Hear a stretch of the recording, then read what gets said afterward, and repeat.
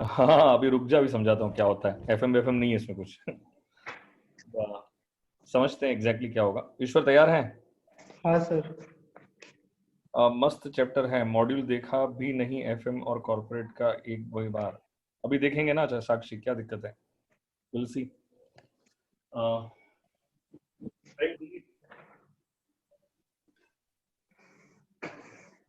Break चाहिए कि बोलो बोलना चालू कर दो? सर कंटिन्यू करो। हाँ कंटिन्यू। कंटिन्यू चलो। अब सुनो मेरी बात को ध्यान से। ये एक्चुअली ये इंडेक्स क्या कहता है, क्या समझाने की कोशिश करता है, मैं ये बता दूं पहले आपको। ये जो इंडेक्स है ना, ये कहता है कि जो एसेट्स और लायबिलिटीज फेयर वैल्यू पे मेजर होने वाली है,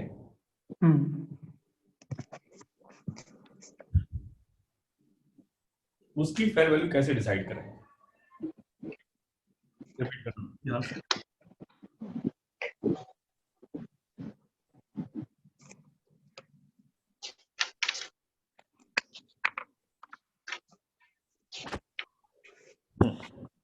ओके सुनोगे मेरी बात को ध्यान से। क्या कह रहा है ये इंडेक्स कि देखो पहले मैं ना पहले एक बार थोड़ा बैकग्राउंड क्लियर करता हूँ। आपको पता है कि आपने किसी ने पढ़ा है क्या कॉस्ट कॉन्सेप्ट करके, हिस्टोरिकल कॉस्ट कॉन्सेप्ट करके सुना है कभी नाम ऐसा? हाँ हिस्टोरिकल कॉस्ट कॉन्सेप्ट हाँ दर्शन हम पढ़ा होगा फाउंडेशन में। हाँ सही। तो हिस्टोरिकल कॉस्ट कॉन्सेप्ट क्या कहता है पता है क्या? हिस्टोरिकल कॉस्ट कॉन्सेप्ट ये कहता है कि हम अपनी एसेट्स को जो रिकॉग्नाइज करेंगे ना, वो हिस्टोरिकल कॉस्ट पे रिकॉग्नाइज करेंगे। हिस्टोरिकल कॉस्ट मतलब कौन सी कॉस्ट? मान के चल कि मैंने एक बिल्डिंग परचेज किया था 10 साल पहले, या ऐसे मान के चल 20 years back I have purchase one building. तो मैंने बिल्डिंग परचेज जब किया था तो उसको मैंने 20 लाख से परचेज किया था।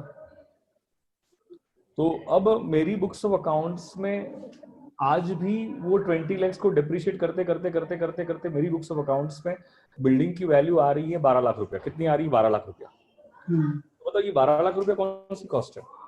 हिस्टोरिकल कॉस्ट है, पास्ट वाली कॉस्ट है। तो एक टाइम था जब हम ये मानते थे कि बैलेंस शीट में हिस्टोरिकल कॉस्ट आनी चाहिए। कौन सी कॉस्ट आनी चाहिए? हिस्टोरिकल कॉस्ट आनी चाहिए। लेकिन मुझे बताओ, हिस्टोरिकल कॉस्ट तो आएगी, लिखोगे, तो आपको नहीं लगता है कि आपकी बैलेंस शीट जो है वो उसकी करंट वर्थ को शो नहीं करती, उसकी करंट औकात को शो नहीं करती? आप समझे क्या? आज अगर मान के चलो बिल्डिंग को बेचने जाओ तो मुझे 10 करोड़ मिलने वाला है। बिल्डिंग बेचने मुझे 10 करोड़ मिलने वाला है और मैं उसको बता रहा हूँ कितने? 12 लाख पे बता रहा हूँ। डोंट यू थिंक दैट कि कहीं ना कहीं पे हम ट्रू पिक्चर को डिस्टॉर्ट कर रहे हैं? इसलिए end S international accounting standards कहता है कि वो हिस्टोरिकल कॉस्ट वाली बात निकाल दो यार, फालतू है।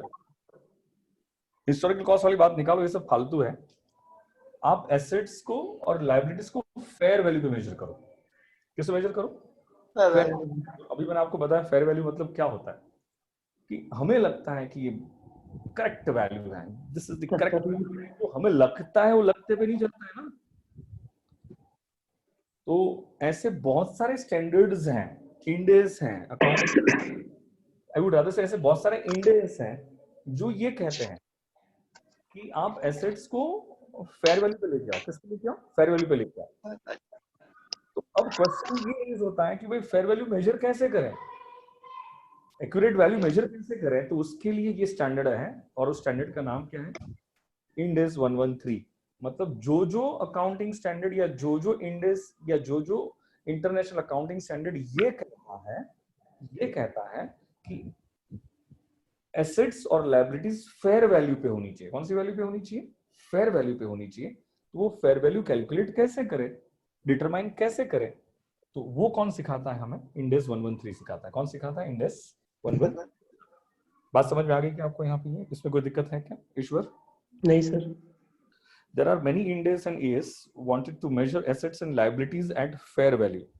जो मैंने लिखा है यहाँ पे सुन लो ध्यान से, ये पूरा थियोरेटिकल है, इसमें कोई प्रैक्टिकल नहीं है। अब जितने भी इंडेस है ना सब थियोरेटिकल चलने वाला है आपके, ठीक है ना। ये एक ही था जो थोड़ा प्रैक्टिकल था, इंडेस 102 में थोड़ा प्रैक्टिकल आएगा आपका, बाकी कुछ नहीं आना प्रैक्टिकल, बाकी सब थियोरेटिकल चलेगा। तो बकवास सुनते जाओ फटाफट। There are many Ind AS and AS wanted to measure assets and liabilities at fair value. in all such situations we need to apply fair value। तो fair value, हाँ अब इंडेस 113 स्टार्ट हुआ। साक्षी समझ में आ रहा है क्या तुझे? अथर्व देसाई समझ में आ रहा है क्या तुझे भी?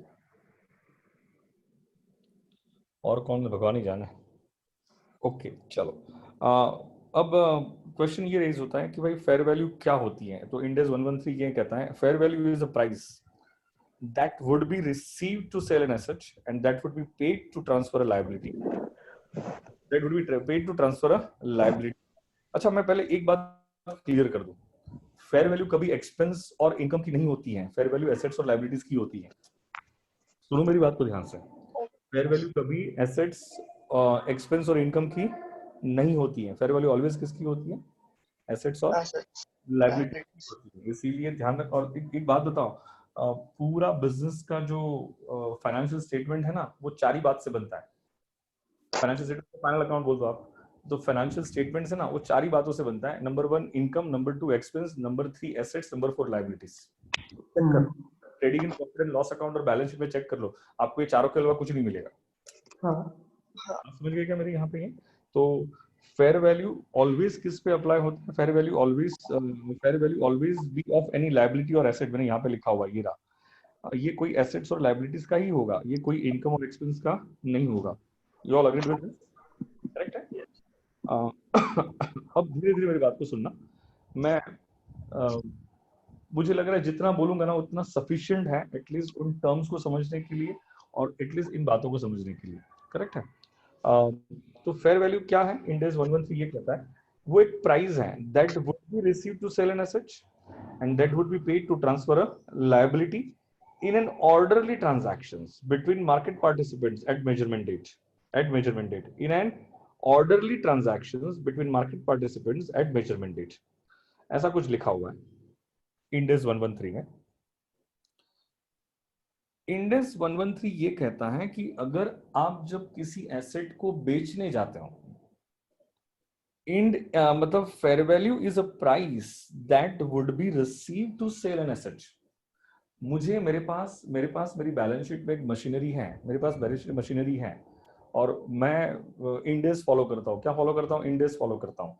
तो इंडेस तो ये कहता है कि मशीनरी मुझे फेयर वैल्यू पे मेजर करनी चाहिए। कैसे मेजर करनी चाहिए? फेयर वैल्यू पे मेजर करनी चाहिए। तो फेयर वैल्यू पे मेजर करनी चाहिए, तो फेयर वैल्यू कैसे मेजर करूं? तो इंडेस 113 ये कहता है कि फेयर वैल्यू वो प्राइस है, फेयर वैल्यू क्या है? वो प्राइस है जो आपको एसेट बेचने पे मिलती है, that would be receive to sell an asset. अगर आप ये एसेट बेचोगे तो एसेट बेचने पे जो प्राइस मिलेगी उसे हम कौन सी प्राइस कहते हैं? फेयर वैल्यू कहते हैं।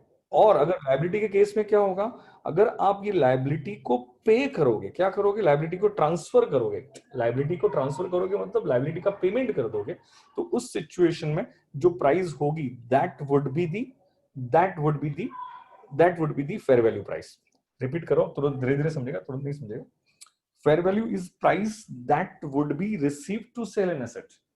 अगर मुझे मेरी एसेट को फेयर वैल्यू पे मेजर करना है तो आज अगर मैं उस एसेट को बेच दूं, हाइपोथेटिकली सोचना है। कैसे सोचना है? इमेजिनरी सोचना है, बेचा नहीं है, आज आप बेचने वाले नहीं हो, लेकिन अगर मैं ये मेरी एसेट को बेच दूंगा तो मुझे क्या प्राइस मिलेगा, मुझे कितना पैसा मिलेगा। अगर लायबिलिटी की फेयर वैल्यू डिसाइड करनी है तो अगर मैं आज इस लायबिलिटी को ट्रांसफर कर दूं तो ये लायबिलिटी को मैं कितने में ट्रांसफर करूंगा? मान के चलो, एक सिंपल सी बात ये कह रहा हूं कि आई वुड से कि एक बैंक लोन है, मेरी बैलेंस शीट में लायबिलिटी साइड पे बैंक लोन दिख रही है, करेक्ट है? और वो बैंक लोन दिख रही है 10 करोड़। अब मैं पिछले 6 महीने से वो रीपे नहीं कर पा रहा हूँ, पिछले 1 साल से रीपे नहीं कर पा रहा हूँ। तो ईश्वर ने कहा कि ठीक है सर, एक काम करो, मैं रीपे कर देता हूँ। तो मुझे बताओ, अगर ईश्वर रीपे करेगा तो ईश्वर मेरे से कुछ डिमांड करेगा ना उसका। ईश्वर ने कहा आप मुझे इसका है ना, आप मुझे इसका 5% एक्स्ट्रा दे दो, मैं रीपे कर देता हूँ।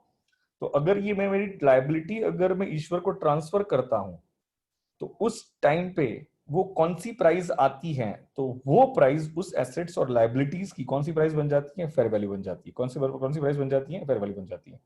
बात समझ में आ रही कि नहीं आ रही आपको यहाँ पे? तो fair value is a price that would be received to sell an asset, to sell an asset, or that would be paid to transfer a liability. और वो जो प्राइस है वो कौन सी प्राइस है मेरे बच्चों? वो एग्जिट प्राइस है। कौन सी प्राइस है? एग्जिट प्राइस है। सर ये एंट्री एग्जिट प्राइस क्या हो गया? अरे बहुत सिंपल सी बात है, इसमें कोई कंफ्यूजन वाली बात नहीं है। मुझे बताओ, अगर हम एसेट को बेचेंगे तो एसेट आएगी कि जाएगी?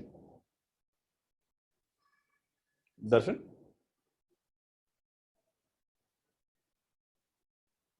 हाँ करेक्ट है।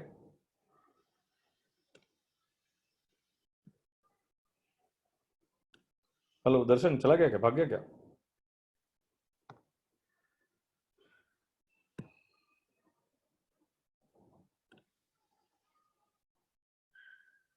अरे नहीं भाई यार, मैंने कहा म्यूट किया।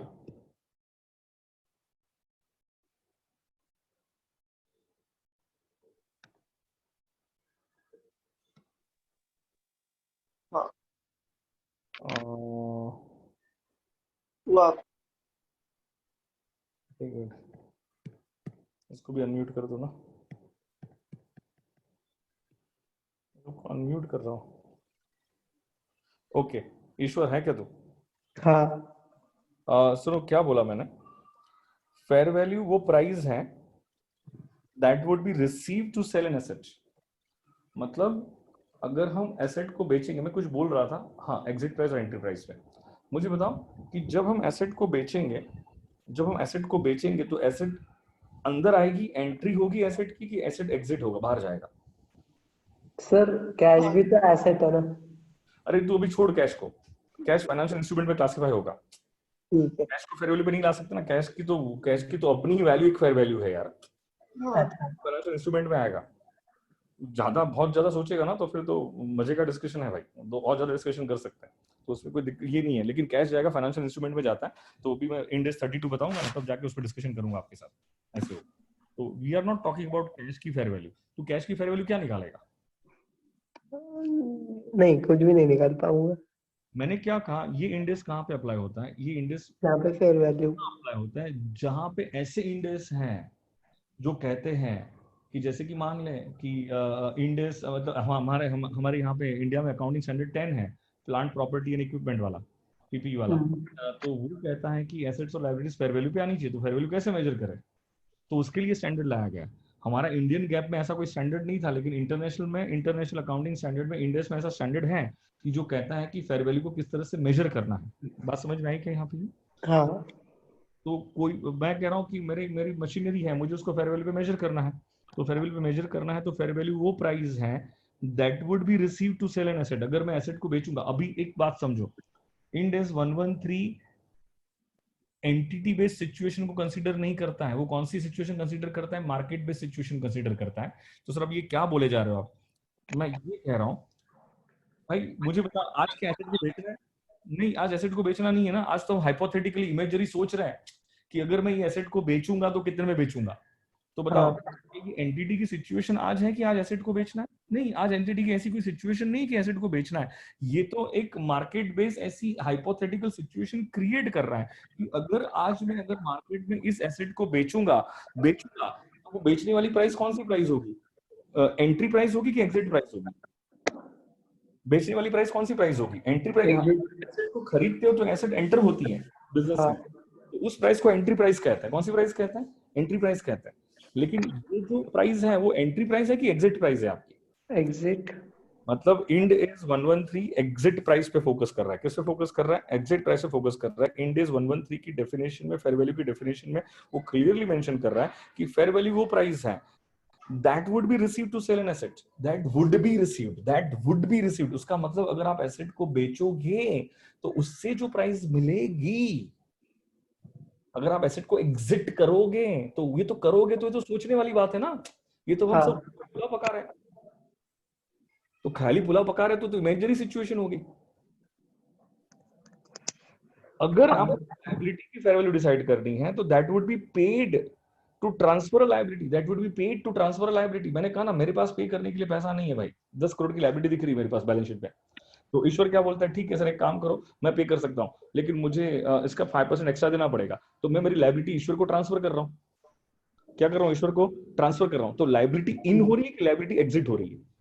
एग्जिट। एग्जिट हो रही है, बस खत्म, अभी आगे डिस्कशन नहीं करेंगे उस पर। तो इंड एस 113 पे डिस्कशन किस पे फोकस करता है? एग्जिट प्राइस पे फोकस करता है। किस पे फोकस करता है? एग्जिट प्राइस पे फोकस करता है। You all agreed with this now? Okay. तो लेकिन डेफिनेशन यहाँ पे कंप्लीट नहीं होती है। डेफिनेशन क्या कहता है? डेफिनेशन यहाँ पे जाती है, डेफिनेशन ये कहती है, यहाँ तक आती है, that would be receive to sell an asset. Fair value is a price that would be received to sell an asset and that would be paid to transfer a liability in an orderly transactions between market participants at measurement date.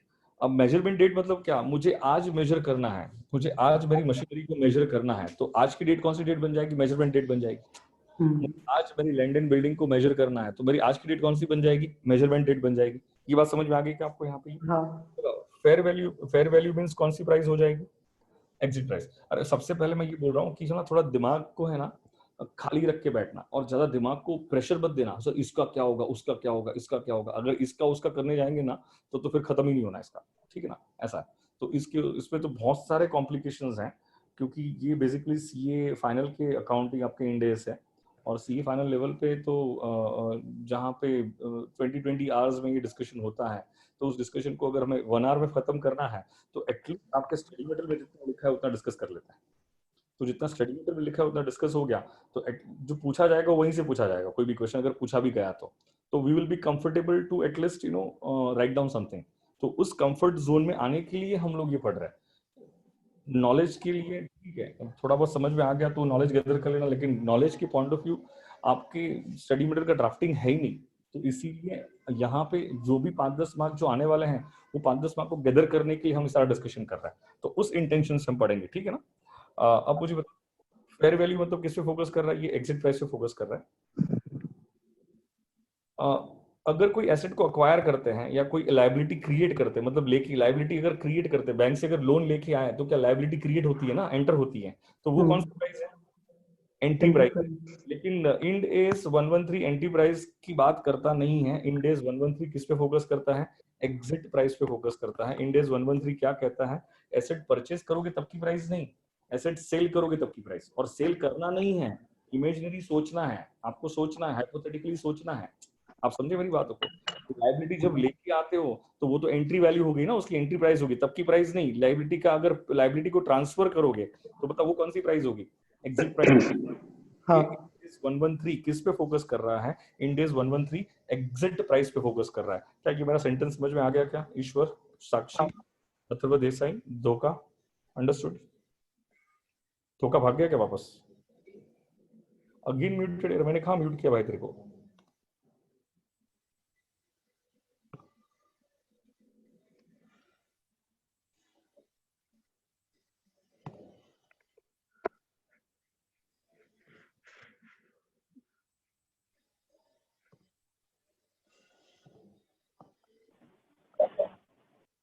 पता नहीं यार, ये weirdly behave कर रहा है। ठीक है,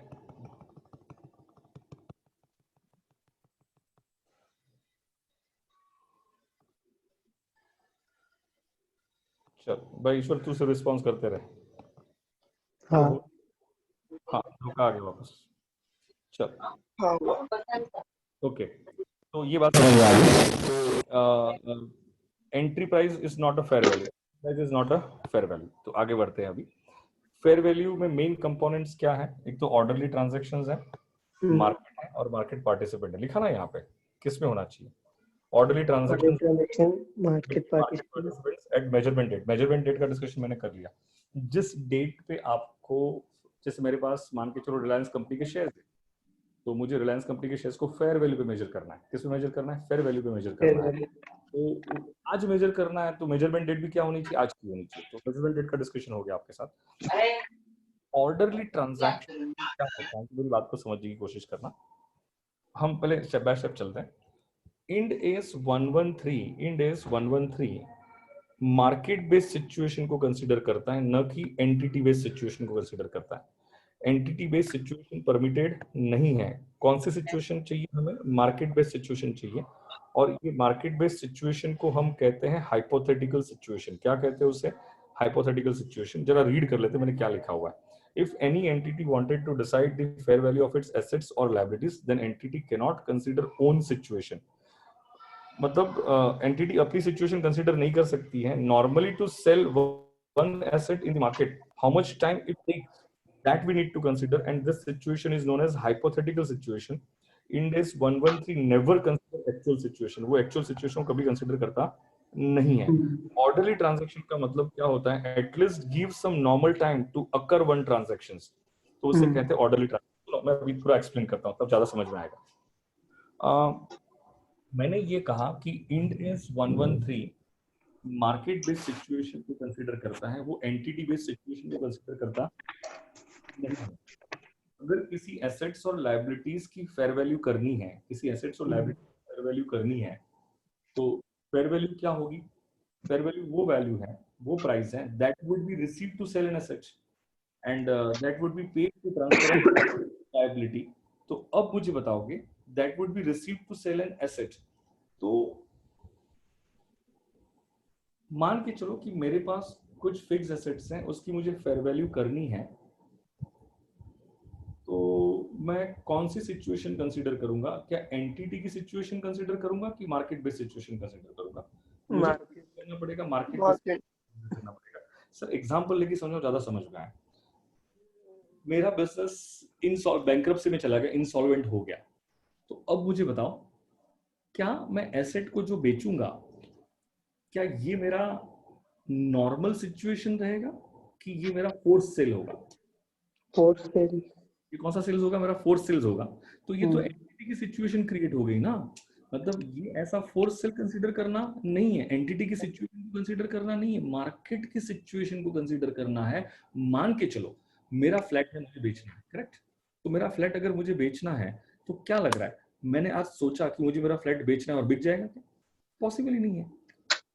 flat बेचने के लिए मुझे बड़ी मशक्कत करनी पड़ेगी भाई, बड़ी मशक्कत करनी पड़ेगी. उसका मतलब क्या है? मुझे अलग अलग ऐसे पोर्टल्स हैं जो ऑनलाइन, या तो मेरे फ्लैट की इंफॉर्मेशन वहां पे पोस्ट करनी पड़ेगी, या तो मुझे कोई ब्रोकर को बोलना पड़ेगा. अब बात मेरी समझ पा रहे हो? मतलब नॉर्मली अगर मुझे कोई एसेट को बेचना है, तो उस बेचने के लिए उसका एक नॉर्मल टाइम पीरियड लगता है. एक नॉर्मल क्या लगता है? टाइम पीरियड लगता है. तो ये मार्केट बेस्ड सिचुएशन होगी. ये कौन सी सिचुएशन होगी? मार्केट बेस्ड सिचुएशन होगी. आज अगर किसी एसेट्स की और लायबिलिटीज की फेयर वैल्यू डिसाइड करनी है, अगर आज किसी एसेट्स की फेयर वैल्यू डिसाइड करनी है दोस्तों, तो आज हम हाइपोथेटिकली बहुत सारी बातें सोचेंगे. थोड़ी एसेट को बेचने वाले हम लोग, समझे कि नहीं? एंटिटी की सिचुएशन नहीं देखनी है हमें, तो हाइपोथेटिकली सोचना है कि अगर ये एसेट को, क्योंकि हम तो एग्जिट प्राइस पे फोकस कर रहे हैं ना. कौन सी price? Exit price. I hope you get my point clear. यहाँ पे मान के चलो कि मेरी एकेडमी के पास, यूनिक एकेडमी के पास एक बिल्डिंग है और बिल्डिंग की फेयर वैल्यू करनी है, बिल्डिंग की फेयर वैल्यू करनी है. तो मुझे बताओ ऑर्डरली ट्रांजैक्शन मतलब क्या? ऑर्डरली ट्रांजैक्शन का मतलब क्या होता है कि वो ट्रांजैक्शन को अकर होने के लिए कुछ नॉर्मल टाइम लगेगा ना. अकर होने के लिए मतलब अगर मुझे बिल्डिंग बेचना है, अगर मुझे बिल्डिंग बेचना है, तो क्या नॉर्मल टाइम लगेगा कि नहीं लगेगा? उसके लिए लगेगा. 2 मंथ्स जो भी है, वो मार्केट बेस्ड सिचुएशन कंसीडर करनी है. वो नॉर्मल टाइम पीरियड लगा कि जब आप बिल्डिंग को बेचते हो. अब मुझे बताओ, मैं बेचूंगा तो नॉर्मली क्या सोचूंगा कि मुझे नेक्स्ट टू मैक्स प्राइस मिले. क्या अब ये स्टार्ट करोगे कि जो भी प्राइस मिले उसको बेच दो? ऐसा नहीं होता ना. अगर मुझे मेरा फ्लैट बेचना है, तो मैं I will definitely try my best to get the highest price. I will definitely try my best to get the more price. तो उसके लिए मुझे बताओ, क्या फटाफट काम हो जाएगा कि थोड़ा टाइम लगेगा उसका? इसका कोई नॉर्मल टाइम. एक कस्टमर आया, दूसरा कस्टमर आया, तीसरा कस्टमर आया, चौथा कस्टमर आया, फिर थोड़ा बातचीत करेंगे. अब वो कस्टमर ने आज सोचा, फिर हो सकता है. अब देखो ना, मैंने भी यहाँ पे अभी इधर एक सॉलिडर में अभी मैंने यहाँ पे कुछ बुक करवाया था, एक प्रोजेक्ट भी बुक करवाया था जहाँ पे अंडर कंस्ट्रक्शन प्रोजेक्ट है पुणे में. तो बुक करवाया था, तो मैं उसके लिए मतलब मैंने न करके 5 से 10 बार विजिट किया था वहां पे. तो 5 बार विजिट करने के लिए टाइम पीरियड लग गया था 5-6 महीना. अब मेरी बात समझे कि मैं क्या बोल रहा हूँ आपको? तो ट्राई टू अंडरस्टैंड. अभी ज्यादा डिटेल में नहीं जाता हूँ. अभी बात समझ में आ गई कि आपको ऑर्डरली ट्रांजैक्शन का मतलब क्या है? मैं इसका मीनिंग समझाने की कोशिश कर रहा हूँ. किसका मीनिंग समझाने की कोशिश कर रहा हूँ? ऑर्डरली ट्रांजैक्शन मतलब. और दूसरी चीज इसका मीनिंग समझाने की कोशिश कर रहा हूँ कि end AS 113 market based situation consider नहीं करता है. वो कौन सी, अरे sorry end AS 113 entity situation consider नहीं करता है. वो कौन सी सिचुएशन कंसीडर करता है? मार्केट बेस्ड सिचुएशन कंसीडर करता है. If any entity wanted to decide the fair value of its assets और liability, then entity can not consider own situation. वो अपनी सिचुएशन कंसीडर नहीं कर सकता है. आज मुझे पैसों की बहुत जरूरत है, मैंने पहला ही कस्टमर आया और मुझे पता है कि मार्केट में मेरा बिल्डिंग 10 करोड़ में बिक सकता है, लेकिन मैंने उसको 6 करोड़ में बेच दिया. बहुत पैसों की जरूरत है, तो मुझे बताओ क्या ये नॉर्मल सिचुएशन रही कि फोर्स सेल हो गया? Force sale. Normally to sell one asset in the market, how much time it takes, that we need to consider. Normally अगर एक एसेट को मार्केट में तो कितना टाइम लेगा, कितना टाइम लेगा, तो बताओ ये कितना टाइम लेगा. तो जेन्युइनली आज हमें थोड़ी एसेट को बेचना है, आज तो हम सिर्फ सोच रहे हैं ना कि हमें फेयर वैल्यू डिसाइड करनी है, तो आज हम सोच रहे हैं. तो सोच रहे तो ये क्या हुआ, ये क्या कोई रियल हो गया कि ये इमेजिनरी सिचुएशन हो गई? इमेजिनरी. उसे क्या कहते हैं? हाइपोथेटिकल. कौन से उसे कहते हैं? I hope gate my point very clear. कोई दिक्कत वाली बात है क्या? नहीं. कोई कंफ्यूजन है क्या इसमें? देखो वापस डेफिनेशन पे आते हैं. डेफिनेशन क्या कहती है? Fair value is a price. Fair value is a price that would be received to sell an asset and would be paid to transfer a liability. That would be received to sell an asset and that would be paid to transfer a liability in an orderly transaction. In an orderly transaction. एक point पे मैंने focus कर दिया, orderly transaction पे. अगर ये बात समझ में आ गई है तो मैं आगे बढ़ता हूँ. कोई दिक्कत है क्या? अरे साक्षी, तुझे समझ में आ रहा है कि यहाँ पे साक्षी है और कौन कौन है यार? जो भी अथर्व देसाई समझ में आ रहा है? अथर्व देसाई. ओके चलो आगे बढ़ते हैं. तो ऑर्डरली ट्रांजैक्शन को मैंने यहाँ पे डिस्कस कर लिया आपके साथ. सेकंड ये भी याद रखना कि इंड एज एग्जिट प्राइस पे फोकस करते हैं, वो एंट्री नहीं करता है. एंट्री प्राइस को फेयर वैल्यू मानता ही नहीं. वो किसको फेयर वैल्यू मानता है?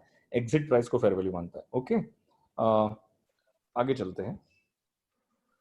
ये सब मैंने वही लिखा हुआ है कि परचेसिंग अ फ्लैट और selling a flat we need to consider hypothetical situation. It should not be a force sale. ये फोर्स सेल नहीं होना चाहिए.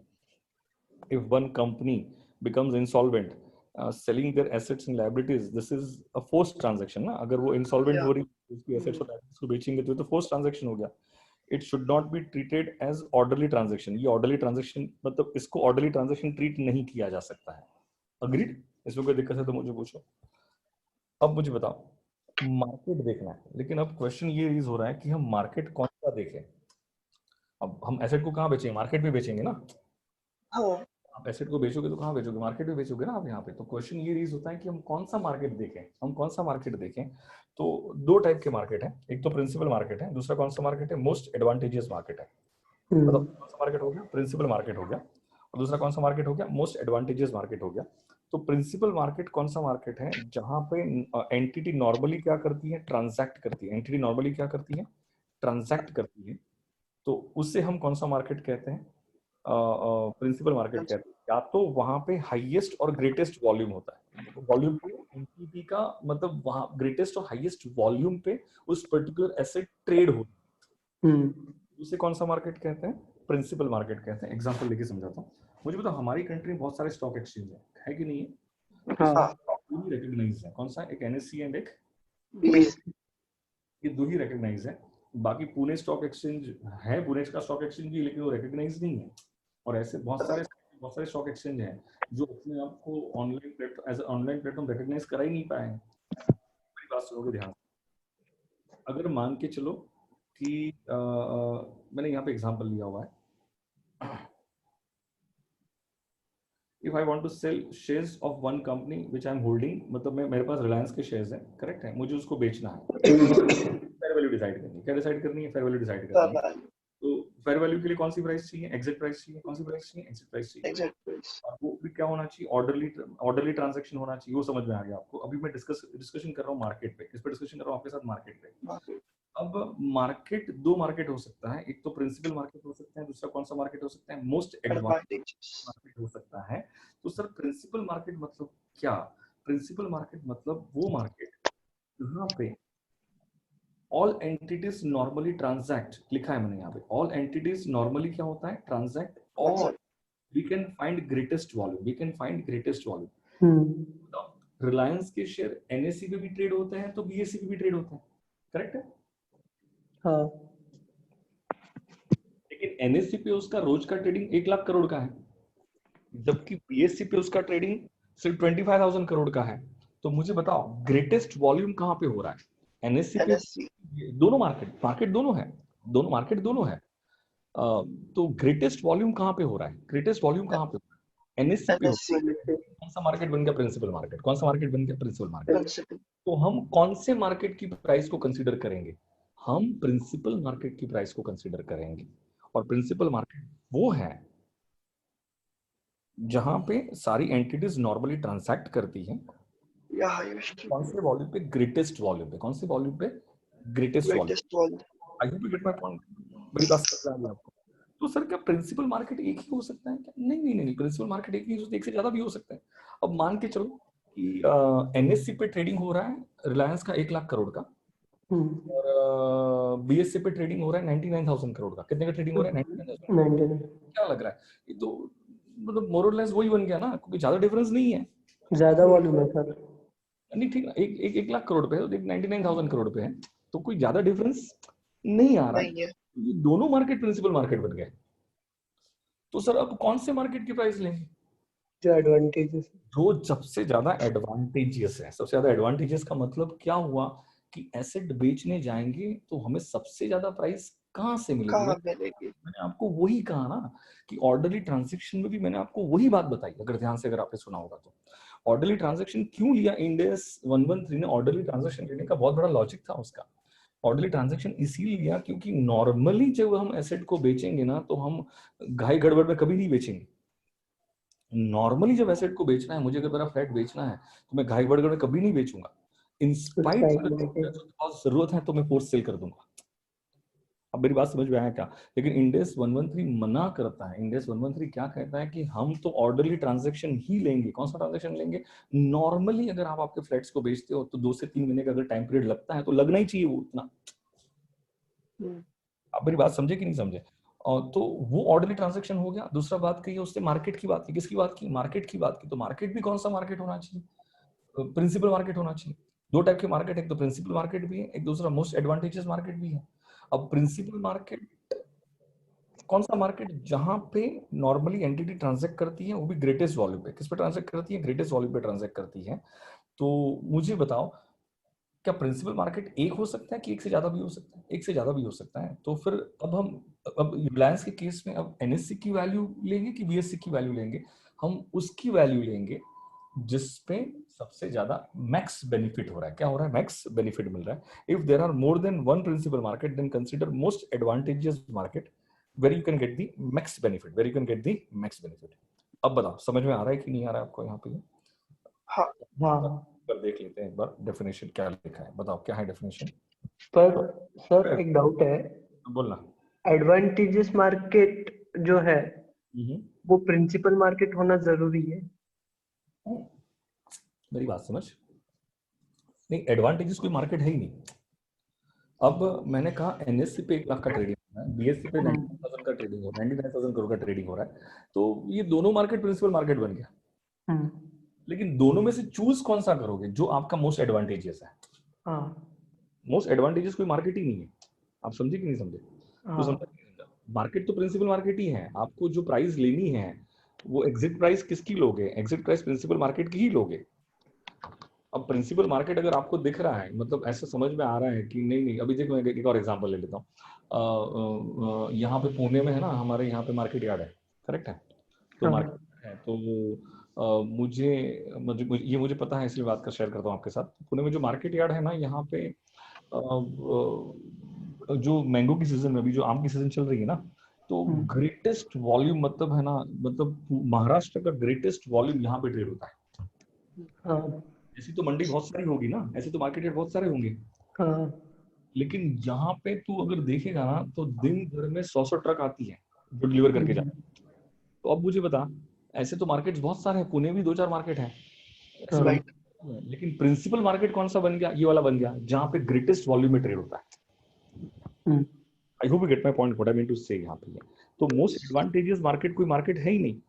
लेकिन अगर दो मार्केट प्रिंसिपल मार्केट बन गए, एनएससी और बीएससी दोनों प्रिंसिपल मार्केट बन गया, क्योंकि एनएससी पे भी ट्रेडिंग 1 लाख करोड़ का हो रहा है, तो मान के चल बीएससी पे भी ट्रेडिंग 1 लाख करोड़ का हो रहा है, ऐसे मान ले, या तो 99,000 करोड़ का हो रहा है, तो दोनों इक्वल हो गए ना ऑलमोस्ट। क्या हो गए दोनों?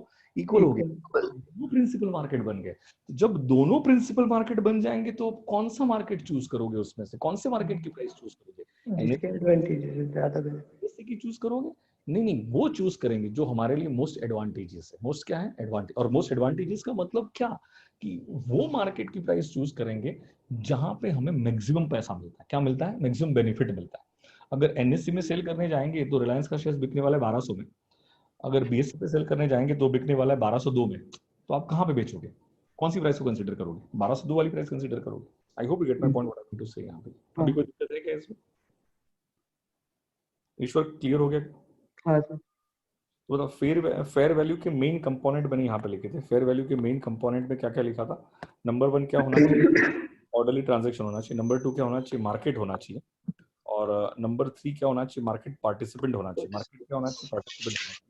तो मैंने ये दो बातों पे तो डिस्कशन कर लिया आपके साथ। कौन सी दो बातों पे? ऑर्डरली ट्रांजैक्शंस, ऑर्डरली ट्रांजैक्शन पे डिस्कशन किया, मार्केट पे डिस्कशन किया। अब किस पे डिस्कशन करने जा रहा हूँ? Market participant.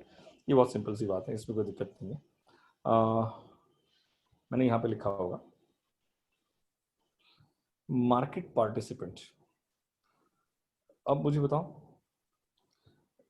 मार्केट मतलब मार्केट में कौन होते हैं? सेलर एंड बायर, करेक्ट ना?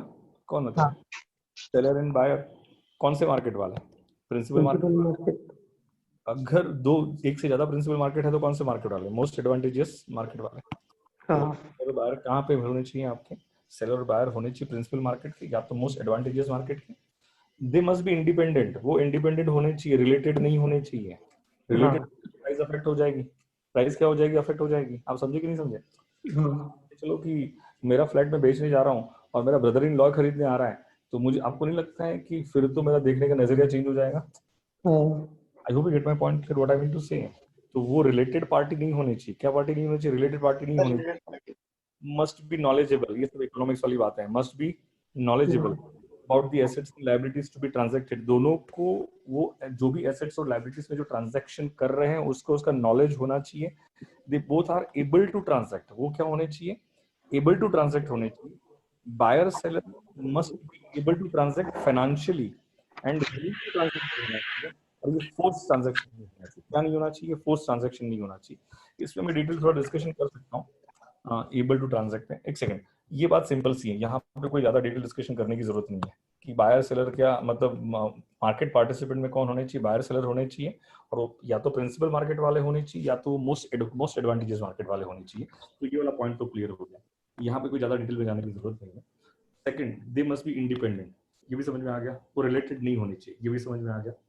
उन दोनों के पास एसेट्स और लायबिलिटीज में, जो भी एसेट्स और लायबिलिटीज में ट्रांजैक्ट करने जा रहे हैं, ट्रांजैक्शन करने जा रहे हैं, उसका प्रॉपर नॉलेज होना चाहिए।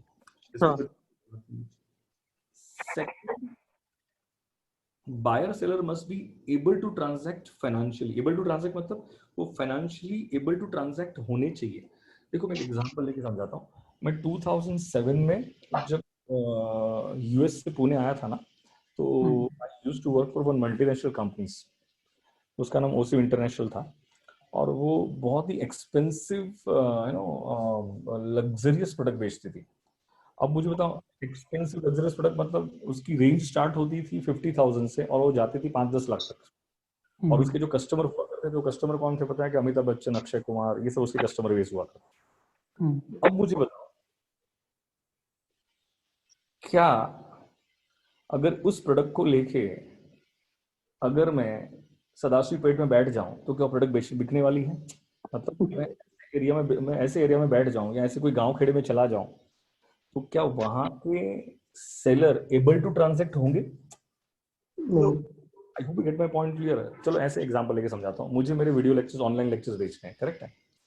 तो मैं पुणे सिटी में, मुंबई सिटी में, दिल्ली में थोड़ी प्रीमियम चार्ज कर सकता हूँ, लेकिन वही अगर मैं गांव खेड़े में बेचता हूँ तो मुझे प्रीमियम चार्ज नहीं करना पड़ेगा, थोड़ा प्राइस कम चार्ज करना पड़ेगा, क्योंकि वहां के सेलर फाइनेंशियली उतने एबल नहीं है, उनकी क्षमता नहीं है, अगर हिंदी में कहें तो, उनकी वो ट्रांजैक्ट करने की। I hope you get my point clear, what I mean to say. यहाँ पे ओवरऑल मेरी बात समझ में होगी।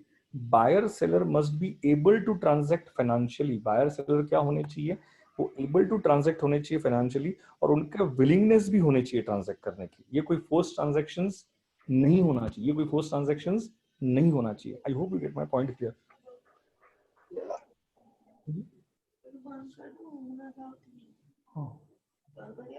एक सेकंड, एक मिनट, एक मिनट, मुझे 1-2 मिनट दो।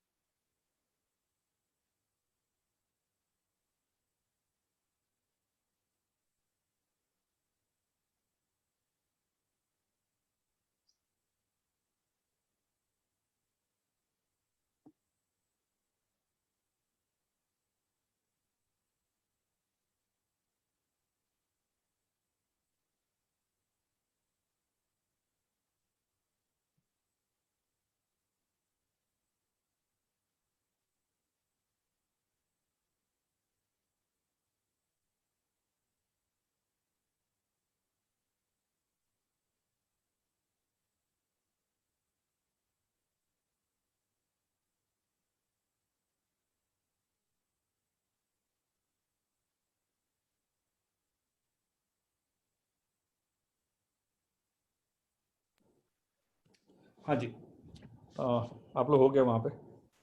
हाँ हाँ जी, अभी सुनो। तो कहाँ पहुँचे थे हम लोग? मैं कहाँ बोल रहा, क्या बोल रहा था? हाँ, तो मार्केट की बात हो गई थी, और क्या बोल रहा था, क्या बता रहा था आपको? Market participant. ठीक है, तो ये बात समझ में आ गई कि आपको यहाँ पे ओके, able to transact. ठीक है। देखो अभी पूरा डेफिनेशन एक बार देख लो क्या है। डेफिनेशन की अगर बात करें तो again, fair value is a price that we receive to sell an asset or that would be to transfer a liability in an orderly transaction between market participants at measurement date. अब समझ में आ गया? अभी definition पूरी समझ में आ रही है Yeah. हाँ कि ऑर्डरली ट्रांजैक्शन होना चाहिए, बिटवीन मार्केट पार्टिसिपेंट्स होना चाहिए और मेजरमेंट डेट पे होना चाहिए। फेयर वैल्यू मींस ऑलवेज कौन सी price? Exit price. Entry price की बात नहीं करता है वो, तो एंट्री प्राइस कभी फेयर वैल्यू हो नहीं सकती है। फेयर वैल्यू के मेन कंपोनेंट्स क्या? Orderly transaction, market and market participant. Orderly transaction में तो समझ में आ गया।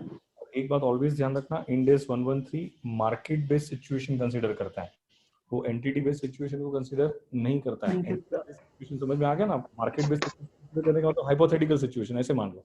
मार्केट बेस्ड सिचुएशन मतलब कौन सी situation? Imagine Hypothetical. Hypothetical situation. Entity entity की सिचुएशन तो कुछ भी हो सकती है यार, वो एंटिटी की पोजीशन के अकॉर्डिंग, एंटिटी की सिचुएशन के अकॉर्डिंग एंटिटी एसेट्स की फेयर वैल्यू नहीं कर सकती, उसको hypothetical market based situation consider करनी पड़ेगी। ठीक है, ये बात होगी। Orderly transaction at least give some normal time to occur one transaction, तो उसे कहते हैं ऑर्डरली ट्रांजैक्शन। ये बात होगी। मार्केट में principal market and most advantageous market, मतलब मोस्ट एडवांटेजेस मार्केट होता नहीं है, लेकिन जब एक से ज्यादा प्रिंसिपल मार्केट होते हैं उसमें से कौन सा मार्केट आप चूज करोगे? आप मोस्ट एडवांटेजेस मार्केट की प्राइस को चूज करोगे, ये कहना चाहता है। फिर डिस्कशन हुआ मार्केट पार्टिसिपेंट। मार्केट पार्टिसिपेंट में कौन होंगे? सेलर बायर होंगे, प्रिंसिपल मार्केट वाले या तो मोस्ट एडवांटेजेस वाले। दे मस्ट बी इंडिपेंडेंट, मतलब वो रिलेटेड नहीं होने चाहिए, and must be knowledgeable about the assets and liabilities to be transacted and able to transact होने चाहिए। उनकी फाइनेंशियली भी क्षमता होनी चाहिए and they are also willing to transact होने चाहिए। ठीक है, यहाँ तक की बातों में कोई दिक्कत नहीं। आ रहा है क्या तुझे? साक्षी, अथर्व देसाई, समझा. बाकी चारों बच्चे समझ में आ रहा है क्या? चलो क्लियर है। अभी जब हम बात करते हैं तो वो मतलब कौन से एसेट्स की फेयर वैल्यू करनी होती है? तो एक तो होता है वो फाइनेंशियल एसेट। कौन सा एसेट होता है? Financial asset. और दूसरा होता है नॉन फाइनेंशियल एसेट। अब इस पर पूछना कि फाइनेंशियल एसेट क्या है, इस पे कल डिस्कशन करेंगे हम लोग। इंडेस 11 सॉरी इंडेस 32 फाइनेंशियल इंस्ट्रूमेंट्स, तो उस पे मैं आपको समझाऊंगा फाइनेंशियल एसेट्स क्या होती है, फाइनेंशियल एसेट्स क्या होती है। तो now don't ask this question कि फाइनेंशियल एसेट्स क्या होती है। तो फाइनेंशियल एसेट्स की कैटेगरी में डेटर्स आ जाते हैं, इक्विटी इन्वेस्टमेंट आ जाते हैं। क्या आ जाते हैं? डेटर्स आ जाते हैं, इक्विटी इन्वेस्टमेंट आ जाते हैं। अगर हमें फाइनेंशियल एसेट की फेयर वैल्यू करनी है तो उसकी वैल्यूएशन टेक्निक में तीन मेथड आती हैं। एक तो मार्केट अप्रोच होगा, कोटेड, दूसरा कॉस्ट बेस होगा, और तीसरा होगा प्रेजेंट वैल्यू टेक्निक। कौन सी टेक्निक होगी? Present value technique. धीरे धीरे समझाता हूँ, सुनो मेरी बात को ध्यान से। ये क्या कहता है कि एसेट्स और लाइबिलिटीज की हमें फेयर वैल्यू डिसाइड करनी है। तो अगर वो एसेट फाइनेंशियल एसेट्स है, अभी फिलहाल फाइनेंशियल एसेट्स क्या है ये नहीं समझ में आएगा, लेकिन मान लो debtors equity investment financial assets की कैटेगरी में आता है, करेक्ट है? वो मैं इंड इज 32 में जब फाइनेंशियल इंस्ट्रूमेंट बताऊंगा तो आपको बहुत ज्यादा क्लैरिटी मिलेगी कि फाइनेंशियल एसेट होता क्या है, करेक्ट? तो अगर आपकी फाइनेंशियल एसेट वो फाइनेंशियल एसेट है तो उसको वैल्यू करने की तीन टेक्निक है। फर्स्ट टेक्निक का नाम है market price market approach, second का नाम है कॉस्ट बेस, और थर्ड टेक्निक का नाम है प्रेजेंट वैल्यू टेक्निक। कौन सी टेक्निक है? Present value technique. ये किसके लिए अप्लाई करते हैं? ये फाइनेंशियल एसेट के लिए अप्लाई करते हैं। सर मार्केट अप्रोच मतलब क्या? अगर मान के चलो कि मुझे रिलायंस के शेयर्स की ये देखनी है, मतलब मुझे मुझे मेरे पास रिलायंस कंपनी के शेयर्स हैं और उसको मुझे फेयर वैल्यू डिसाइड करनी है, तो रिलायंस कंपनी के शेयर्स मेरा इक्विटी इन्वेस्टमेंट है, तो ये फाइनेंशियल एसेट हो गया। अगर उसकी कोटेड प्राइस अवेलेबल है मार्केट में तो उस मार्केट प्राइस को मैं कंसीडर कर लूंगा। किसको कंसीडर कर लूंगा? उस कोटेड प्राइस को मैं कंसीडर। तो वो बन गया आपकी मार्केट अप्रोच। कौन सा बन गया आपका मार्केट अप्रोच? एक कॉस्ट बेस्ड अप्रोच है। कौन सा अप्रोच है? कॉस्ट बेस्ड अप्रोच है।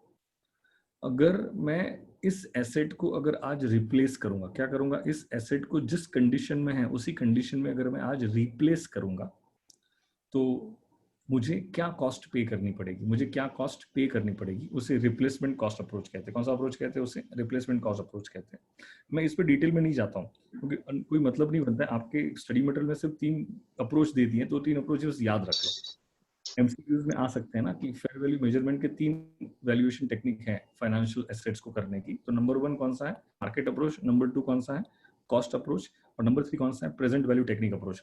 इसे इनकम अप्रोच भी कहते हैं। कौन सा अप्रोच कहते हैं? इसे इनकम अप्रोच भी कहते हैं। सर इसका मतलब क्या हुआ? अरे यार, present value of future cash flows, present value of future cash flows, कुछ समझ में आ रहा है? अगर आपके फ्यूचर में जो कैश फ्लोज आने वाले हैं उसकी क्या फाइंड कर दो? आप प्रेजेंट वैल्यू फाइंड कर दो। तो ये भी एक टेक्निक बन जाती है वैल्यूएशन की। किसी टेक्निक बन जाती है? वैल्यूएशन की। वैल्यूएशन। मैं कह रहा हूँ डिटेल में नहीं जाना है, सिर्फ 3 टेक्निक के नाम याद रख लो। इसका डिटेल डिस्कशन तो बहुत डिटेल डिस्कशन है, but just you remember 3 names. आगे मैं डिटेल में नहीं जाता हूँ कि कोई भी फाइनेंशियल एसेट की अगर फेयर वैल्यू डिसाइड करनी है तो उसमें 3 अप्रोच है। Number 1 market approach, number 2 cost approach and number 3 present value technique approach. बस इतना याद रखना, ज्यादा याद रखने की जरूरत नहीं है।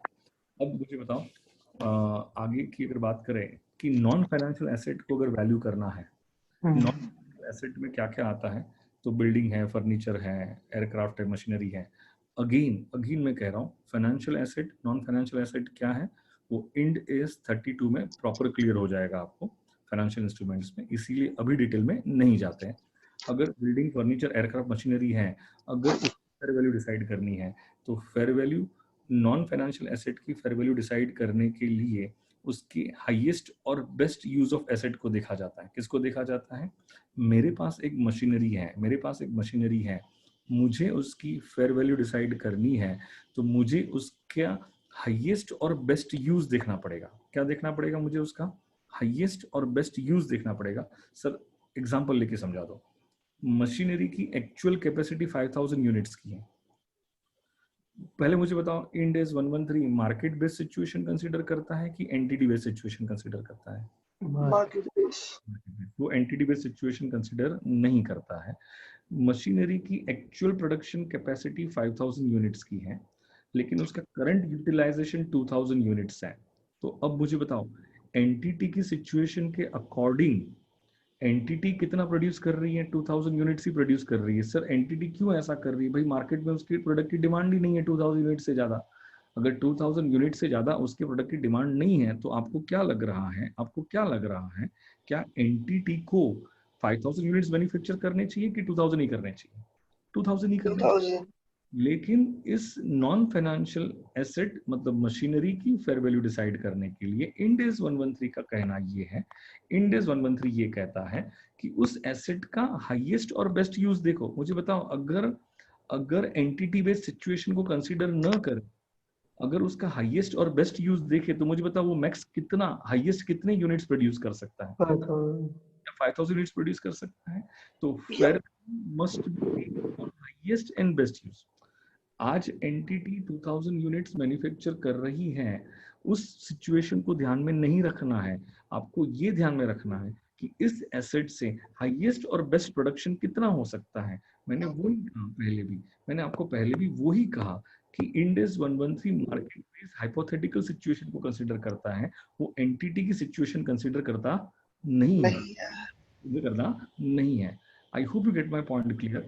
हाँ, इस टाइम मतलब अगर कोई नॉन फाइनेंशियल एसेट्स की वैल्यूएशन करनी है, बातों को ध्यान में रखना बहुत जरूरी है। वो फिजिकली पॉसिबल होना चाहिए। तो 5000 यूनिट्स प्रोड्यूस कर सकता है तो वो फिजिकली पॉसिबल होना चाहिए, लीगली परमिसिबल होना चाहिए। क्या होना चाहिए? लीगली परमिसिबल होना चाहिए। लीगली परमिसिबल होने का मतलब क्या होता है कि मान के चलो बहुत बार मशीनरी है ना, जब फंक्शन करती है ना तो वो कुछ पोल्यूशन जनरेट करती है। क्या जनरेट करती है? पोल्यूशन। तो गवर्नमेंट ने कुछ रिस्ट्रिक्शंस डाल के रखे हैं कि पोल्यूशन इसके ऊपर नहीं जाना चाहिए, 5000 यूनिट्स का मैन्युफैक्चरिंग जब कर रहे हो तो वो लीगली परमिसिबल होना चाहिए। कि भाई हो सकता है कि 5000 यूनिट्स मैन्युफैक्चर करने से पोल्यूशन इतना इंक्रीज हो रहा है कि वो लीगल परमिसिबल लिमिट के ऊपर जा रहा है, तो फिर वो अलाउड नहीं है। और थर्ड जो क्या होना चाहिए, फाइनेंशियली फिजिबल भी होना चाहिए। फाइनेंशियली क्या होना चाहिए, फिजिबल भी होना चाहिए। मैं यहाँ पे इस डिस्कशन को कट शॉर्ट करता हूँ और मैं एक बार वापस बोल देता हूँ। हम एसेट्स और लायबिलिटीज की फेयर वैल्यू करेंगे, तो अगर वो एसेट्स फाइनेंशियल एसेट्स हैं तो उसकी वैल्यूएशन करने की 3 टेक्निक, बस टेक्निक का नाम ही याद रखो, उसकी डिटेल में नहीं जाना है। 3 टेक्निक का नाम क्या है? Number 1 approach, number 2 cost approach and number 3 present value technique approach. अगर वो एसेट नॉन फाइनेंशियल एसेट है तो उस नॉन फाइनेंशियल एसेट की फेयर वैल्यू डिसाइड करने के लिए उस एसेट का हाईएस्ट और बेस्ट यूज देखना है। क्या देखना है? हाईएस्ट और बेस्ट यूज देखना है। आज एंटिटी उसको किस तरह से यूज कर रही है ये देखना ही नहीं है, क्योंकि Ind AS 113 entity based situation को मानता नहीं है, कंसीडर करता नहीं है, वो तो हाइपोथेटिकल सिचुएशन को ही कंसीडर करता है। मतलब उस एसेट से हम मैक्स कितना प्रोड्यूस कर सकते हैं? हम 5000 यूनिट्स प्रोड्यूस कर सकते हैं, तो उसके अकॉर्डिंग, उस 5000 यूनिट्स के अकॉर्डिंग, उस प्रोडक्शन के अकॉर्डिंग, उस हाईएस्ट और बेस्ट यूज के अकॉर्डिंग उसकी फेयर वैल्यू डिसाइड करो। और कोई भी नॉन फाइनेंशियल फिक्स एसेट्स की फेयर वैल्यू करने से पहले ये 3 बात पॉसिबल होनी चाहिए कि वो 5000 यूनिट्स का प्रोडक्शन फिजिकली पॉसिबल है कि नहीं वो चेक करना है, ये लीगली परमिसिबल है कि नहीं वो देखना है, और उसकी फाइनेंशियल फिजिबिलिटी है कि नहीं वो चेक करना है। तो मुझे बताओ, जब ये चेक करते हैं तो हम कौन सी सिचुएशन चेक कर रहे हैं? हम मार्केट बेस्ड सिचुएशन को देख रहे हैं। किसको देख रहे हैं? मार्केट बेस्ड सिचुएशन को देख रहे हैं। इसीलिए वापस ये पॉइंट एम्फसाइज हो गया कि Ind AS 113 market based situation, market based hypothetical situation consider करता है, न कि एंटिटी बेस्ड सिचुएशन कंसीडर करता है। क्या ये बात समझ में आ गई क्या आपको? यहाँ पे इसमें कोई डाउट? सबको समझ में आ रहा है क्या यहाँ पे? ओके, ये मैंने है ना, देखो आपके स्टडी मटेरियल में ये पॉइंट नहीं है। अगर दर्शन तेरे पास स्टडी मटेरियल अगर ओपन है ना तो देख ले। हाँ, नॉन फाइनेंशियल का नहीं है, नहीं दिया है तो मैंने ऐसे ही एक बोल दिया है, लेकिन आप उसको याद रख लो ना करके। बस एक फॉर्मूला दिया है। फॉर्मूला दिया है। क्या दिया है? Current replacement cost plus obsolescence. कहाँ पर है? 540 कॉस्ट अप्रोच में। हाँ ठीक है ना।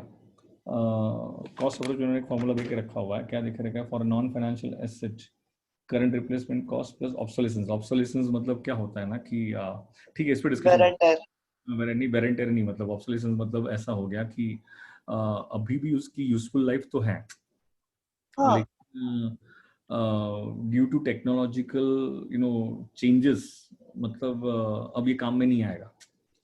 जैसे कि कहने का मतलब ये है कि मैंने एक मशीनरी परचेज की, करेक्ट है, तो अपडेशन की वजह से काम में नहीं आएगा। किसकी वजह से बेटा?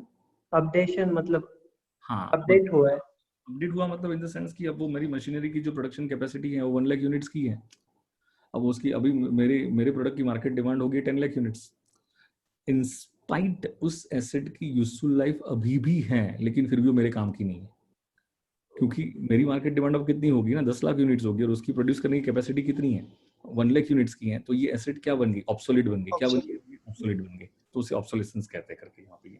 ठीक है, वो फॉर्मूला याद रखना ना रखना वो तुम्हारी चॉइस है, उसको भी ज्यादा उसके डिटेल में जाने की जरूरत नहीं है। ठीक, अब मुझे बताओ, मैंने ये बातें तो कुछ बोल दी आपके साथ यहाँ पे, टू वैल्यू एनी एसेट्स और लायबिलिटीज। अब मुझे बताओ यार, एक कॉमन सेंस अप्लाई करके बताओ, मुझे अगर ये समझना है कि भाई ईश्वर कैसे परफॉर्म कर रहा है, ईश्वर मतलब दर्शन कैसे परफॉर्म कर रहा है, उसका एग्जामिनेशन प्रिपरेशन कैसे चल रहा है, तो मुझे बताओ, क्या मैं आंख बंद करूंगा और मैं आपको ये बता पाऊंगा कि दर्शन कैसे परफॉर्म कर रहा है, ईश्वर कैसे परफॉर्म कर रहा है, वो एग्जाम की प्रिपरेशन कैसे कर रहा है? नहीं नहीं, मैं नहीं बता पाऊंगा। मुझे उसके लिए कुछ इनपुट्स चाहिए। मुझे क्या चाहिए? उसके लिए कुछ इनपुट्स चाहिए। इनपुट्स का मतलब क्या होता है? मैं जाऊंगा दर्शन के पेरेंट्स से पूछूंगा कि दर्शन पूरे दिन को किस तरह से यूटिलाइज करता है, तो उसके जो पेरेंट्स मुझे जो बताएंगे उस इनपुट के बेस पे मैं ये डिसाइड करूंगा कि दर्शन एग्जामिनेशन की प्रिपरेशन किस तरह से कर रहा है। आप मेरी बात समझ पाए कि नहीं समझ पाए? आई hope you get my point clear यहाँ पे। तो कोई भी एसेट्स और लायबिलिटीज को अगर आपको वैल्यू करना है तो उसके लिए कुछ इनपुट्स तो चाहिए ना। विदाउट आप किस तरह से उसको वैल्यू करोगे?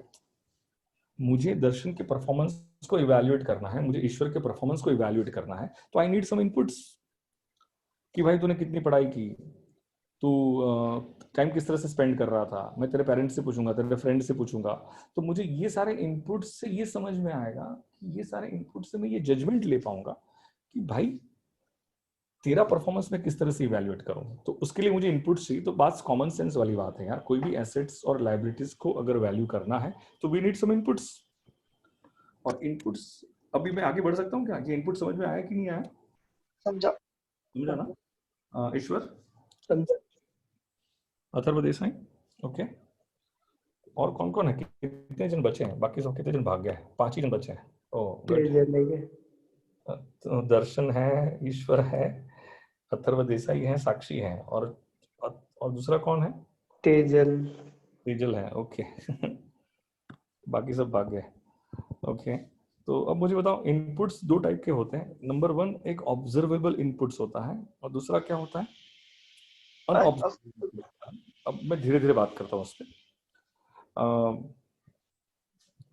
इस पे बाद में आता हूँ, पहले ऑब्जर्वेबल से बाद में आता हूँ। नंबर 1 लायबिलिटीज की अगर बात करते हैं, किसकी बात करते हैं? लायबिलिटीज की बात करते हैं। तो अगर उसकी कोटेड प्राइस अवेलेबल है, कौन सी प्राइस अवेलेबल है? कोटिंग। Use that price. अगर कोटेड प्राइस अवेलेबल है, यस आंसर आ रहा है, तो यूज दैट प्राइस, उस प्राइस को यूज कर लो। और उसके एग्जांपल्स में आप ये डिबेंचर भी ले सकते हो। क्या ले सकते हो? डिबेंचर के मार्केट में ट्रेड होता है क्या? और एक डेरिवेटिव इंस्ट्रूमेंट आता है। क्या आता है? Derivative instrument. अभी मत पूछना डेरिवेटिव इंस्ट्रूमेंट क्या है, इतने शॉर्ट में समझाना पॉसिबल ही नहीं है डेरिवेटिव इंस्ट्रूमेंट, ठीक है ना? तो डेरिवेटिव इंस्ट्रूमेंट फ्यूचर ऑप्शंस जो बोलते हैं ना, जो डिराइव होता है शेयर से, जो आपको पता है डेरिवेशन का, डेरिवेशन का मतलब क्या होता है? डिराइव करना। Derivatives value. नहीं मतलब एक बात समझो, दही क्या है? ओरिजिनल प्रोडक्ट है कि डिराइव्ड प्रोडक्ट है? Derive product. डिराइव्ड प्रोडक्ट है। आप मेरी बात समझे क्या? मतलब मिल्क ओरिजिनल प्रोडक्ट है, लेकिन उससे डिराइव्ड हुआ तो वो डेरिवेटिव प्रोडक्ट बन जाता है। इससे भी हमारे स्टॉक एक्सचेंज में फ्यूचर ऑप्शंस में ट्रेड होते हैं, तो वो शेयर से डिराइव्ड हुए वाले प्रोडक्ट हैं, तो उसे डेरिवेटिव्स कहते हैं, ठीक है? अब इतना ठीक है, इतना बता दिया वो काफी है, लेकिन अभी आगे उस पर डिस्कशन नहीं करते। अगर अगर लायबिलिटीज की इनपुट्स चाहिए, तो वो इनपुट्स में क्या आ सकता है? आपका कोटेड प्राइस आ सकता है। अगर कोटेड प्राइस अवेलेबल है तो क्या करोगे? Yes, use that price. और उसके एग्जांपल में आप डिबेंचर ले सकते हो और दूसरा डेरिवेटिव इंस्ट्रूमेंट ले सकते हो। लेकिन अगर कोटेड प्राइस अवेलेबल नहीं है, इनपुट्स, अभी हम इनपुट्स की बात कर रहे हैं दोस्तों, किसकी बात? इनपुट्स की बात कर रहे हैं। इनपुट्स कहाँ से लेंगे? कोटेड प्राइस अवेलेबल है तो वो वाला इनपुट ले लेंगे। कोटेड प्राइस अवेलेबल नहीं है, तो ये सिचुएशन में क्या मेरे लिए अगर वो लायबिलिटी है, तो क्या किसी और के लिए वो एसेट है? हाँ। अगर वो लायबिलिटी है, अगर वो किसी और के लिए, अगर वो एसेट है, अगर वो एसेट फॉर अनदर पार्टी है, तो उसकी वैल्यूएशन, उस एसेट की वैल्यूएशन करेंगे, और उस एसेट की वैल्यूएशन को हम उस लायबिलिटी की इनपुट्स, फेयर वैल्यू का इनपुट्स मानेंगे। जैसे अगर मैंने कोई बैंक से लोन लिया हुआ, क्या लिया मैंने? कोई बैंक से लोन लिया, तो मेरे लिए वो लायबिलिटी है। मेरे लिए क्या है वो? लायबिलिटी। लेकिन अब देखते हैं, क्या ये लोन क्या कोई कोटेड है मार्केट में? उसका कोई कोटेशन, कोटेड प्राइस है? नहीं। उसका कोई कोटेड प्राइस नहीं। तो क्या ये मेरी लायबिलिटी किसी दूसरी पार्टी के लिए क्या एसेट है? हाँ। पार्टी के लिए एसेट है, तो valuation will be based on fair value of an asset. उसकी एसेट की जो फेयर वैल्यू होती है, उसके बेस पे मेरी लायबिलिटीज की वैल्यूएशन कर लेंगे। You agreed with me? मेरी बात? लेकिन ऐसा भी तो हो सकता है ना कि वो कोई दूसरी पार्टी के लिए एसेट नहीं है। ऐसा भी तो हो सकता है कि वो कोई दूसरी पार्टी के लिए क्या नहीं है, कोई दूसरी पार्टी के लिए एसेट नहीं है। जैसे कि एग्जांपल ले लो, provision for expense. Provision for expense मेरे लिए लायबिलिटी है, लेकिन वो कोई दूसरी पार्टी के लिए एक्सपेंस नहीं है। तो ये सिचुएशन में हम कौन सी टेक्निक अप्लाई करेंगे? उससे जो प्रेजेंट वाली टेक्निक, मतलब क्या? मतलब वो लायबिलिटी का पेमेंट जब आप करने वाले हो, तो उस पेमेंट करने के लिए आप फ्यूचर में कितना कितना पैसा देने वाले हो, तो उसकी प्रेजेंट वैल्यू। अभी ये एफएम वाला पार्ट है, समझाने वाली बात नहीं होनी चाहिए, आपको समझ में आ जाना चाहिए। हाँ। करेक्ट है? वापस रिपीट करता हूँ, हम जो बात कर रहे हैं, एक एसेट और लायबिलिटीज को वैल्यू करने के लिए भाई इनपुट्स तो चाहिए, उसके बगैर तो आप वैल्यू नहीं कर पाओगे, कोई सवाल ही नहीं आता है। विदाउट इनपुट्स कैसे वैल्यू करोगे आप किसी चीज की? तो इनपुट्स 2 टाइप के होते हैं, एक ऑब्जर्वेबल होता है, दूसरा क्या होता है? अनऑब्जर्वेबल होता है। उसका थोड़ा डिटेल डिस्कशन करता हूँ। लेकिन लायबिलिटीज में पहले अगर बात करूं, तो लायबिलिटीज में अगर कोटेड प्राइस अवेलेबल है, कौन सी प्राइस अवेलेबल है? Coated price. तो पहले वो ले लो, यूज दैट प्राइस। लेकिन नहीं अवेलेबल है तो क्या करोगे? ये सोचोगे क्या वो लायबिलिटी कोई दूसरी पार्टी के, सामने वाली पार्टी के लिए एसेट है? अगर सामने वाली पार्टी के लिए एसेट है तो उसकी एसेट की फेयर वैल्यू ले लो। एग्जांपल क्या आ गया? Loan token from bank. लेकिन ऐसा भी तो हो सकता है कि वो सामने वाली पार्टी के लिए एसेट नहीं है तो हमारी लायबिलिटी है, तो क्या वो लायबिलिटी का फ्यूचर में रीपेमेंट करने वाला है क्या? तो फ्यूचर में जो रीपेमेंट करने वाला है उसकी प्रेजेंट वैल्यू ले लो। क्या ले लो? उसकी present value. Present value. I hope you get my point clear. कोई दिक्कत वाली बात है क्या इसमें? नहीं है।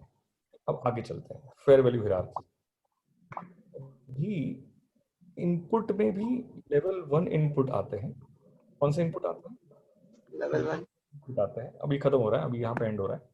लेवल 1 इनपुट आते हैं, लेवल 2 इनपुट भी आते हैं और लेवल 3 इनपुट भी आते हैं। लेवल 1 इनपुट सबसे ज्यादा रिलायबल होते हैं, सबसे ज्यादा रिलायबल होते हैं। लेवल 2 इनपुट उससे कम रिलायबल होते हैं और लेवल 3 इनपुट तो घटिया होते हैं। क्या होते हैं? एकदम घटिया। मतलब 1 और 2 को ऑब्जर्वेबल कह सकते हैं। क्या कह सकते हैं? ऑब्जर्वेबल। अब मैं एग्जांपल दूंगा, ज्यादा समझेगा आपको, ठीक है? हम इनपुट्स की बात कर रहे हैं। हम किसकी बात कर रहे हैं? इनपुट्स की बात कर रहे हैं। कोई भी एसेट्स और लायबिलिटीज को अगर वैल्यू करना है, मेरी आवाज तो बराबर आ रही है ना? हाँ, मतलब क्या बच्चों को रिकॉर्ड होगा तो बच्चों को समझ में आएगा ना, ये जरूरी। ओके, करेक्ट है। साक्षी बोल रही है हमने डेरिवेटिव्स पढ़ा था सिक्योरिटीज में। आप लोगों ने पढ़ा होगा ना डेरिवेटिव सिक्योरिटीज में? अगर पढ़ा होगा तो आपको समझ में आता होगा डेरिवेटिव्स क्या है।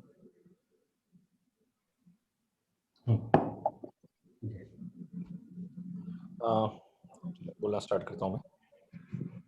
एक तो level 1 input, level 2 input and level 3 input. सबसे ज्यादा रिलायबल होता है लेवल 1 इनपुट, उससे थोड़ा कम रिलायबल होता है लेवल 2 इनपुट, और सबसे घटिया कौन होता है? Level 3 input. लेवल 1 इनपुट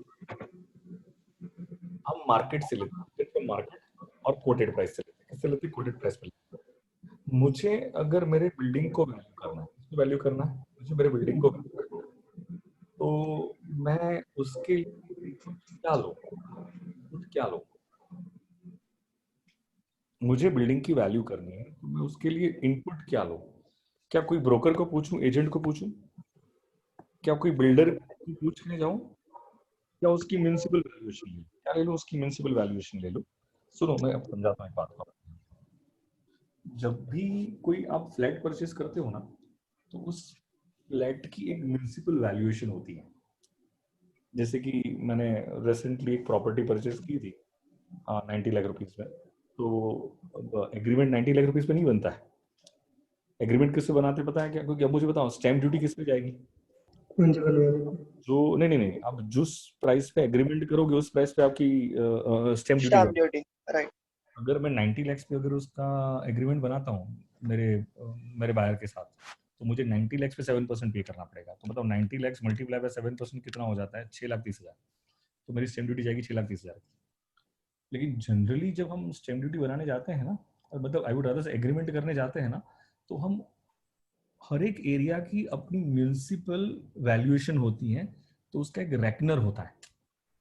तो उससे कम वैल्यू नहीं ले सकते हैं एग्रीमेंट में, उससे कम वैल्यू नहीं ले सकते। अगर मान के चलो गवर्नमेंट ने अगर आपको ये परमिशन दे दिया होता ना कि आपको जो प्राइस पे एग्रीमेंट साइन करना वो कर लो, तो कम से कम प्राइस पे एग्रीमेंट करके ऊपर का पैसा कैश में देंगे।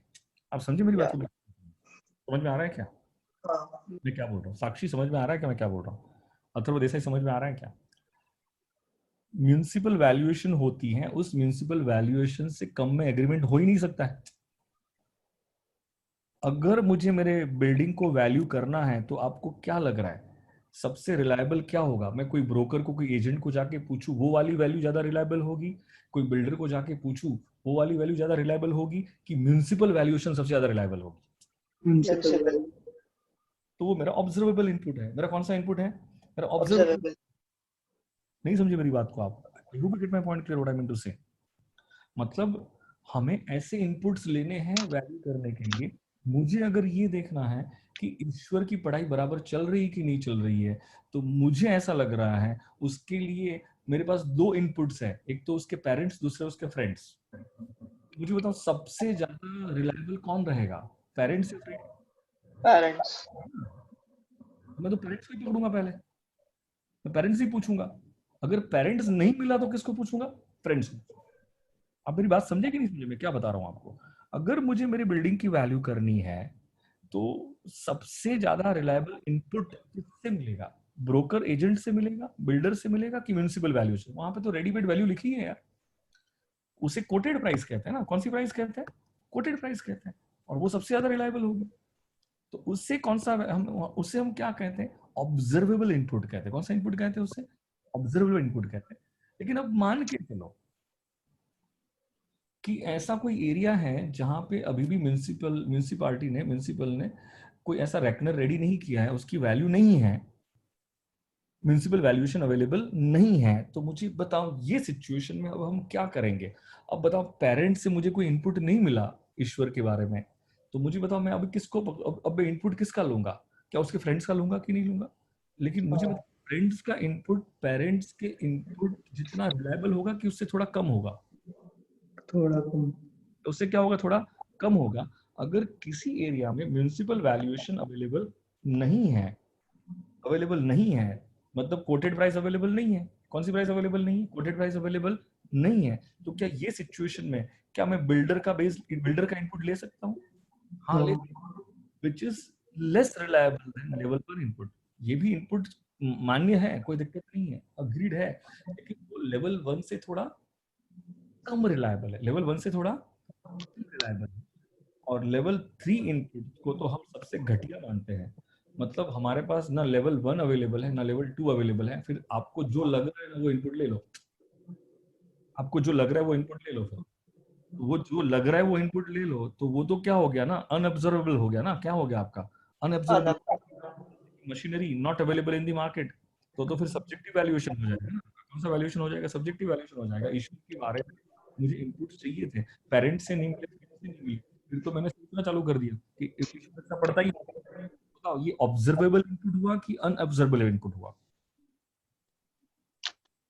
ऑब्जर्वेबल हुआ कि अनऑब्जर्वेबल हुआ?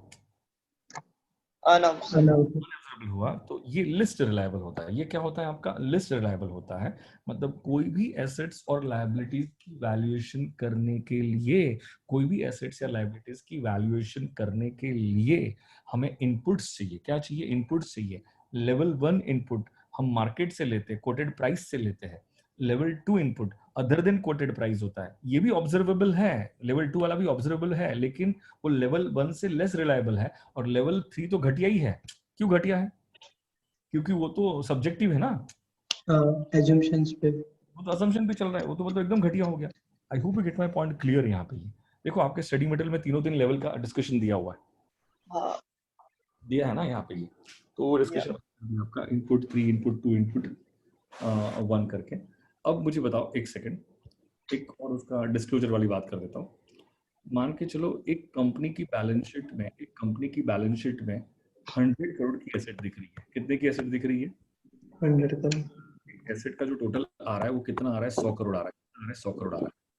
और ये 100 करोड़ की एसेट की फेयर वैल्यू डिसाइड करने के लिए 100 करोड़ की एसेट की फेयर वैल्यू जब की थी तो उसमें से 95 करोड़ की फेयर वैल्यू डिसाइड करने के लिए लेवल 1 इनपुट लिए गए थे। कौन से लेवल इनपुट लिए गए थे? लेवल 1 इनपुट लिए गए थे। और बाकी 5 करोड़ के लिए कौन से इनपुट लिए गए थे? लेवल 3 इनपुट लिए गए थे। तो मुझे बताओ क्या इनकी फेयर वैल्यू ज्यादा एक्यूरेट होगी कि नहीं होगी? नहीं, होगी ना, क्यों नहीं होगी दोस्त? लेवल 3 वालों की नहीं होगी ना, लेवल 3 की नहीं होगी। मतलब मैं कह रहा हूँ मेजोरिटी एसेट को तो लेवल 1 पे किया है ना, हाँ, तो मेजोरिटी एसेट लेवल 1 पे आ गया। मतलब हम कह सकते हैं, हम क्या कह सकते हैं कि ज्यादा रिलायबल होगा। नहीं समझे मेरी बातों को? मेजोरिटी एसेट को तो किस पे वैल्यू किया हमने? लेवल 1 पे ही किया ना दोस्तों। हाँ, अरे हाँ है ना। अगर उल्टा होता कि 5 करोड़ के लिए लेवल इनपुट 1 है और बाकी के 95 करोड़ के लिए इनपुट 3 है, तो हम कहेंगे साला फालतू ही है। मेजोरिटी एसेट तो अपने सब्जेक्टिव पे मतलब अपने ओन अजम्पशंस पे है वैल्यूएशन किया हुआ है। उसके लिए कोई करेक्ट मतलब बेस लिया नहीं है, करेक्ट इनपुट लिया नहीं है। आप मेरी बात समझे कि नहीं समझे?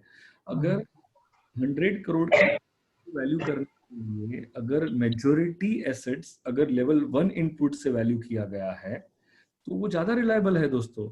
आप समझे कि नहीं समझे मेरी बात को? आई hope you get my point clear. यहाँ पे ये आपका इंडेस यहाँ पे कंप्लीट होता है, इंडेस आपका यहाँ पे ये कंप्लीट हो जाता है। अब बताओ, कोई डाउट है तो पूछो। साक्षी अथर्व देसाई, समझ में आया कि नहीं आया बेटा? समझा। समझ आया क्या? तो this is your Ind AS 113, this is your Ind AS 113। ईश्वर समझ में आया सर। समझ आ गया ना यहाँ पे? बस अब इसमें क्या ना, ज्यादा नहीं समझना है हमको, मैं वही समझा रहा हूँ आपको। हमें कोई ज्यादा डिटेल में जाने की इसकी जरूरत बिल्कुल नहीं है करके, क्योंकि अब एग्जाम में क्वेश्चन आएंगे कि नहीं आएंगे ये भी एक सबसे बड़ा डाउट है, लेकिन आ गया तो अब टैकल करना आ जाएगा आपको, अब दिक्कत नहीं आएगी आपको। करेक्ट है? अब बताओ, कोई कंफ्यूजन है तो आपको? साक्षी, कोई कंफ्यूजन? मुझे लग रहा है लेक्चर लंबा चल गया आज। टाइम क्या हो गया? 1 बज गया यार ऑलमोस्ट। 10 बजे स्टार्ट किया, 3 घंटे चले गए। चलो ठीक है। और दर्शन, कोई हाँ दिक्कत? सर। नहीं नहीं। कोई दिक्कत नहीं ना अभी? ईश्वर, नहीं सर। तो कल हम लेंगे हाथ में, कल हम रिकॉर्डिंग बंद कर देता हूँ, उसके बाद डिस्कशन करते हैं।